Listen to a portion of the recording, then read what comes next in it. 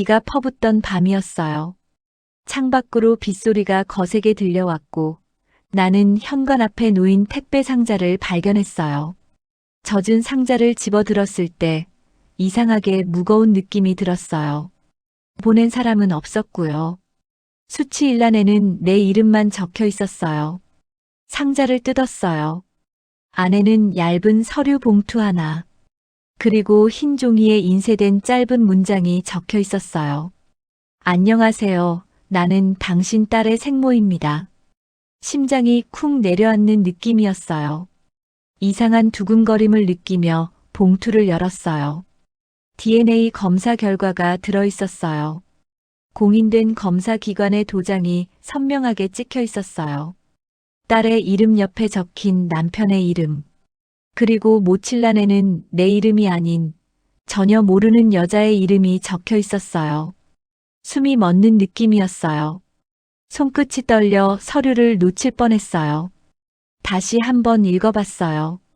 그리고 또 읽어봤어요. 하지만 글자는 변하지 않았어요. 딸은 내 아이였어요.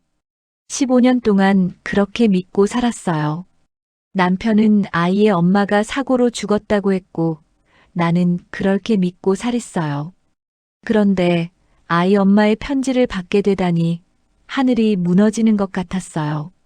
아이가 아파서 응급실에 달려갔던 날도, 처음 걸음마를 뗐던 날도, 초등학교 입학식 날도 모든 순간을 함께 했어요. 그런데 이 서류는 그 아이의 엄마가 살아있다고 말하고 있었어요.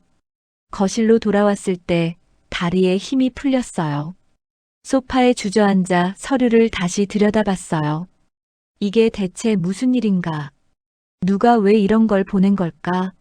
남편은 평소처럼 태연한 얼굴로 소파에 앉아 뉴스만 보고 있었어요. 아무것도 모르는 얼굴이었어요. 나는 조용히 그의 옆으로 다가가 서류를 내려놓았어요. 이게 뭐야? 남편은 처음엔 무심하게 서류를 집어들었어요. 그러나 첫 줄을 읽는 순간 그의 표정이 완전히 굳어버렸어요. 평소 같은 능청스러운 미소는 사라지고 마치 오랜 두려움이 발각된 사람처럼 어지럽게 숨을 내쉬었어요. 누가 이런 걸 보냈어? 중요한 건 그게 아니야. 이게 사실이냐는 거야. 남편은 서류를 꽉 쥔 채 한동안 아무 말도 하지 못했어요. 손이 미세하게 떨리고 있었어요. 그리고 천천히 고개를 떨궜어요. 미안하다. 그 한마디에 모든 진실을 이해했어요. 15년 동안 날 속이고 있었어요. 숨기고 있었던 것이었어요. 설명해봐. 지금 당장. 남편은 입술을 깨물었어요. 그리고 힘없는 목소리로 말하기 시작했어요. 결혼 전이었어. 아주 잠깐 만났던 여자가 있었는데. 근데 그 여자가 임신했다고 연락이 왔고. 나는 그때 너랑 결혼 준비 중이었잖아. 그래서 돈을 줬어. 아이를 키우라고. 그런데 그 여자가 아이를 키울 수 없다고 했어.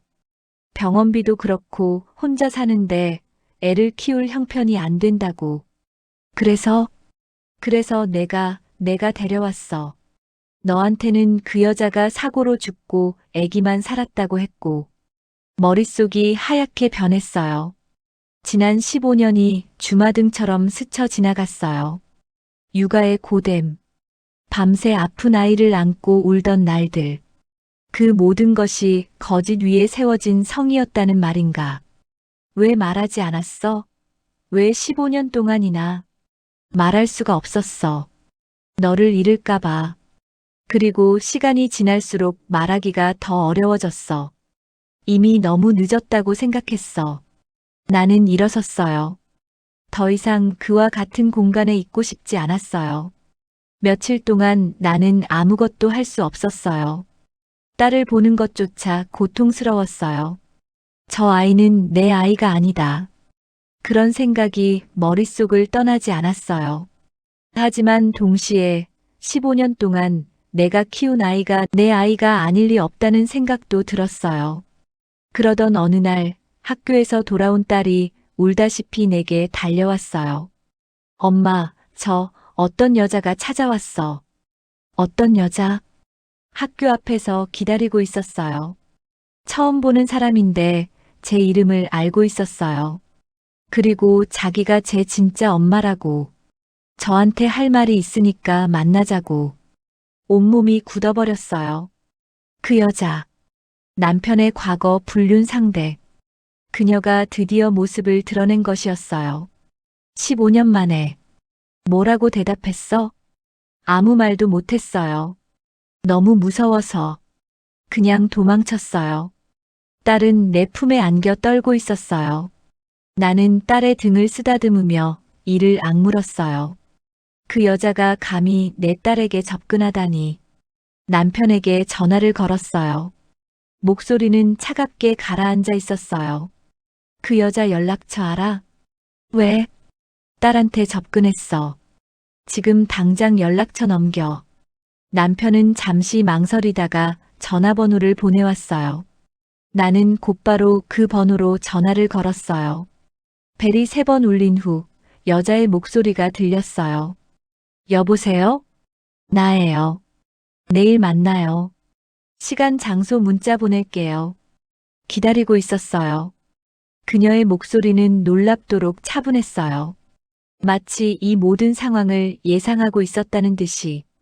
카페에서 그녀를 만났을 때 15년 전의 상처가 한꺼번에 밀려오는 느낌이었어요. 그녀는 세련된 옷을 입고 있었고 화장도 완벽했어요. 당당한 태도로 자리에 앉았어요. 만나줘서 고마워요. 고맙긴 뭐가 고마워. 대체 왜 나타난 거예요? 그녀는 커피를 한 모금 마셨어요. 그리고 미소조차 지우지 않은 채 말했어요. 오해는 하지 마세요. 저는 이 아이를 뺏으러 온 게 아니에요. 다만 진실을 알 권리는 있다고 생각했어요. 제 딸이니까요. 당신 딸, 15년 동안 한 번도 찾지 않았으면서 찾을 수 없었어요. 당신 남편이 막았으니까. 이제 와서 왜, 대체 왜 지금? 그녀는 잠시 생각하는 듯 하더니 천천히 입을 열었어요. 남편분이 최근에 저를 만났어요. 재산 분배 문제 때문에 힘들더군요. 그래서 생각했죠. 이제는 제가 가만히 있을 이유가 없다고. 남편이 그녀를 만났다고 심장이 쿵 내려앉았어요. 남편은 아직도 그녀와 얽혀 있었다는 말인가? 무슨 소리예요? 남편이 왜 당신을 만나요? 모르셨어요? 재미있네요. 부부 사이가 그렇게 안 좋으신가 봐요. 그녀의 말투에는 비웃음이 섞여 있었어요. 나는 참을 수 없는 분노가 치밀어 올랐어요. 집에 돌아온 나는 남편을 압박했어요. 남편은 거실 한가운데 서 있었고 나는 그를 마주보며 소리쳤어요. 당신 그 여자 만났어? 남편은 한동안 숨을 몰아쉬다가 결국 자백했어요. 재산 문제 때문에 잠깐 만났어. 그 여자가 갑자기 연락이 와서 돈을 요구하더라고. 그래서 내가 막으려고 만난 거야. 돈? 얼마? 5억. 그 여자가 15년 전 받은 돈의 이자까지 포함해서 5억을 내놓으라고 했어. 웃음이 터져 나왔어요. 수치스러울 만큼 허무한 웃음이었어요. 그러면서 왜 딸한테는 말하지 않았어? 왜 딸을 숨겼어? 왜 15년 동안이나 거짓말을 했어? 당신을 잃기 싫어서. 그리고 그 여자는 정말 아이를 키울 능력이 없었어. 당시에는 일도 없고 집도 없고 완전히 바닥이었다고. 그런데 지금은 달라. 사업을 해서 성공했다더라. 그래서 이제 와서 딸을 찾는 거야. 재산 때문에. 그 말을 듣는 순간 모든 것이 명확해졌어요. 그녀는 딸이 그리워서 온 게 아니었어요. 돈 때문이었어요. 남편의 재산, 딸의 상속권, 그 모든 것이 그녀의 목표였어요. 엄마, 저는 어떻게 해야 해요? 딸은 내 앞에 앉아 조용히 울고 있었어요. 눈이 빨갛게 충혈되어 있었어요. 며칠 동안 제대로 잠을 못 잤을 거예요. 나는 그녀를 품에 안았어요. 15년 동안 안아왔던 것처럼. 넌 내 딸이야. 그 사실만은 절대 변하지 않아. 딸은 나를 꼭 끌어안으며 흐느꼈어요. 근데 엄마, 그 여자는 왜 저를 보러 온 걸까요? 진짜로 저를 만나고 싶었던 걸까요? 그 질문이 문제였어요. 그녀는 왜 지금 나타났을까? 정말 단지 모성 본능 때문일까? 딸을 그리워해서일까? 아니었어요. 절대 아니었어요. 며칠 뒤 불륜녀가 다시 전화를 걸어왔어요. 나는 전화를 받았어요. 이왕 이렇게 된 거, 재산 문제도 서로 깔끔하게 정리하는 게 좋겠죠? 온몸이 얼어붙었어요. 뭐라고요? 딸은 제 아이이기도 하니까요. 법적으로 상속권이 있어요. 남편분 회사 지분, 부동산, 예금 다 알아봤어요. 꽤 되던데요? 감히, 감히가 아니에요. 당연한 권리예요. 저는 변호사도 선임했어요. 언제든 법적으로 가도 돼요. 그녀는 처음부터 이것을 노리고 있었어요. 15년 전에는 아이를 맡길 능력이 없었던 여자가 지금은 변호사까지 고용해서 재산 상속권을 주장하고 있었어요.